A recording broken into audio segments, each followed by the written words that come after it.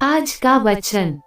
पहला पाठ एजेकिएल नबी का ग्रंथ, अध्याय 47 पद संख्या 1 से 9 और 12। वह मुझे मंदिर के द्वार पर वापस ले आया।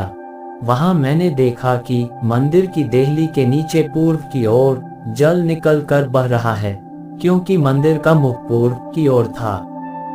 जल वेदी के दक्षिण में मंदिर के दक्षिण पार्श्व के नीचे से बह रहा था। वह मुझे उत्तरी फाटक से बाहर घुमाकर पूर्व के बाह्य फाटक तक ले गया। वहां मैंने देखा कि जल दक्षिण पार्श्व से टपक रहा है। उसने हाथ में माप की डोरी लेकर पूर्व की ओर जाते हुए 1000 हाथ की दूरी नापी।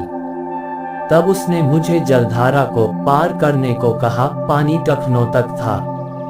उसने फिर 1000 हाथ नापकर मुझसे जलधारा को पार करने को कहा। पानी घुटनों तक था। उसने फिर एक पानी कमर तक था। उसने फिर 1000 हाथ नापकर मुझसे जलधारा को पार करने को कहा। पानी कमर तक था। उसने फिर 1000 हाथ की दूरी नापी। अब मैं उस जलधारा को पार नहीं कर सकता था। पानी इतना बढ़ गया था कि तैरकर ही पार करना संभव था। वह जलधारा ऐसी थी कि उसे कोई पार नहीं कर सकता था। उसने मुझसे कहा, मानव पुत्र, क्या तुमने इसे देखा? तब वह मुझे ले गया और बाद में उसने मुझे फिर जलधारा के किनारे पर पहुंचा दिया। वहां लौटने पर मुझे जलधारा के दोनों तटों पर बहुत से पेड़ दिखाई पड़े। उसने मुझसे कहा, ये जल पूर्व की ओर बहकर अराबा घाटी तक पहुंचता और समुद्र में गिरता है। यह उस समुद्र के खारे पानी को मीठा बना देता है। यह नदी जहां कहीं गुजरती है, वहां पृथ्वी पर विचरने वाले प्राणियों को जीवन प्रदान करती है। वहां बहुत सी मछलियां पाई जाएगी, क्योंकि यह धारा समुद्र का पानी मीठा कर देती है और जहां कहीं भी पहुंचती है, जीवन प्रदान करती है। नदी के दोनों तटों पर हर प्रकार के फलदार पेड़ उगेंगे। उनके पत्ते नहीं मुरझाएंगे और उन पर कभी फलों की कमी नहीं होगी। वे हर महीने नए फल उत्पन्न करेंगे, क्योंकि उनका जल मंदिर से आता है। उनके फल भोजन और उनके पत्ते दवा के काम आएंगे। यह प्रभु की वाणी है। सुसमाचार संत यूहन्ना अध्याय 5 पद संख्या 1 से 16। इसके कुछ समय बाद ईसा यहूदियों के किसी पर्व के अवसर पर यरूशलेम गए। यरूशलेम में भेड़ फाटक के पास एक कुंड है, जो इब्रानी भाषा में बेथिजा कहलाता है। उसके 5 मंडप हैं। उनमें बहुत से रोगी, अंधे, लंगड़े और अर्धांग रोगी पड़े हुए थे।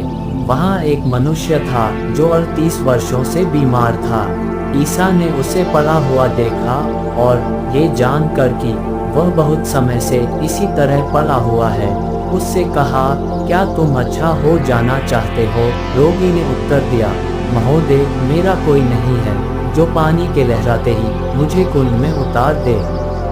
मेरे पहुंचने से पहले ही उसमें कोई और उतर पड़ता है। ईसा ने उससे कहा, उठकर खड़े हो जाओ, अपनी चारपाई उठाओ और चलो। उसी क्षण वह मनुष्य अच्छा हो गया और अपनी चारपाई उठाकर चलने फिरने लगा। वह विश्राम का दिन था, इसलिए यहूदियों ने उससे, जो अच्छा हो गया था, कहा, आज विश्राम का दिन है। चारपाई उठाना तुम्हारे लिए उचित नहीं है। उसने उन दिया जिसने मुझे अच्छा किया। उसी ने मुझसे कहा, अपनी चारपाई उठाओ और चलो। उन्होंने उससे पूछा, कौन है वह जिसने तुमसे कहा, अपनी चारपाई उठाओ और चलो? चंगा किया हुआ मनुष्य नहीं जानता था कि वह कौन है, क्योंकि उस जगह बहुत भीड़ थी और ईसा वहां में निकल गए थे। बाद में मंदिर में मिलने पर ईसा ने उससे कहा, देखो, तुम चंगे हो गए हो। फिर पाप नहीं करो, कहीं ऐसा न हो कि तुम पर और भी भारी संकट आ पड़े। उस मनुष्य ने जाकर यहूदियों को बताया कि जिन्होंने मुझे चंगा किया है वही ईसा है। यहूदी ईसा को इसलिए सताते थे कि वे विश्राम के दिन ऐसे काम किया करते थे। यह प्रभु का पवित्र सुसमाचार है।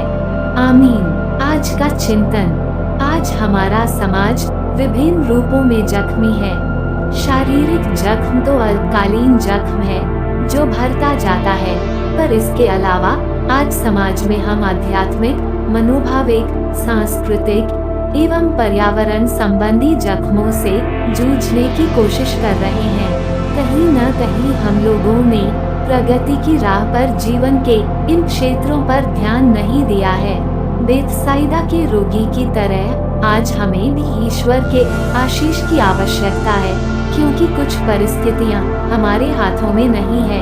आज पवित्र शब्दों के माध्यम से हमसे भी पूछा जा रहा है, क्या तुम अच्छा हो जाना चाहते हो?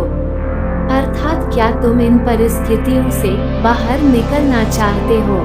बहुधा हम सभी क्षणिक तकलीफों से दूर रहकर ही सीमित हो जाते हैं, पर यीशु आज हमें लंबी अवधि के लिए अपनी चंगाई प्रदान करते हैं और कहते हैं, तुम चंगे हो गए हो, अब से पाप मत करो। चालीसा का काल हमें कुछ दिनों के लिए ही पापों से छुट्टियां लेने की सलाह नहीं देता, बल्कि पवित्रता में बढ़ने की सलाह देता है। आमीन।